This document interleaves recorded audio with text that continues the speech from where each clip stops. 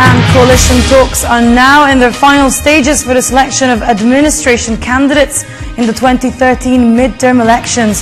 The talks focus, among others, on the senatorial lineup, candidates on the local level, and areas to be declared as free zones.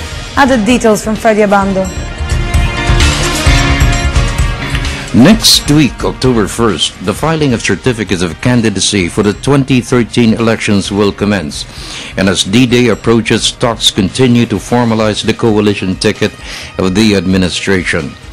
The Liberal Party, the Nationalist People's Coalition, and the Nacionalista Party are hammering out the final details of the alliance. It is not limited to the Senate lineup. It will also include candidates on the local level. This early, there are 15 bets contending for 12 or either 13 positions in the Senate slate.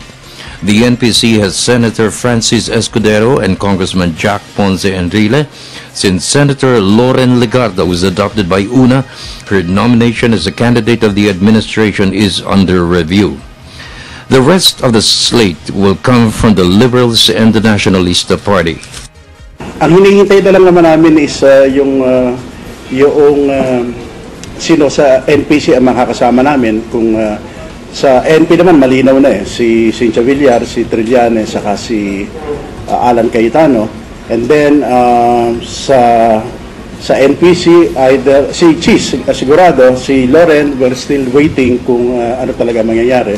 And then the rest of course will be fielded by ng LP saka yung mga kasamang mga kaalyado ng LP. So pretty sure we'll be coming out with a full slate. May meeting of the minds kami na magsasama kami ng LP sa darating na halalan, steadfast kami dyan. So instead of a coalition agreement, we're signing a partnership agreement kung saan nakasaad na yung desire namin na ipagpatuloy yung suporta namin sa reform agenda ng Pangulo at gusto naming manatiling partner ng LP sa mababang kapulungan. The fate of any candidate for the Senate will depend on the support of the candidates from the local level. This is the heart and soul of the negotiations. The parties are in the process of determining which areas will be declared free zones and where will the equity of the incumbent apply. Lakas continues to be a major force on the local level. House Majority Leader Neptali Gonzalez Jr. of the Liberal Party said he sees an exodus of members to other parties before the COCs are filed. He said there is a preference to join the Liberals because of the President's performance and high trust ratings, which will contribute to their victory. When you go down the level, yung mga sa local na, it's up for the candidate to chart his political course. And if he feels na, siyempre, ang unang gustong takbuhan yan will be LP because of the notion, right or wrong, na may dumadating ng pondo only to find out later na wala pala.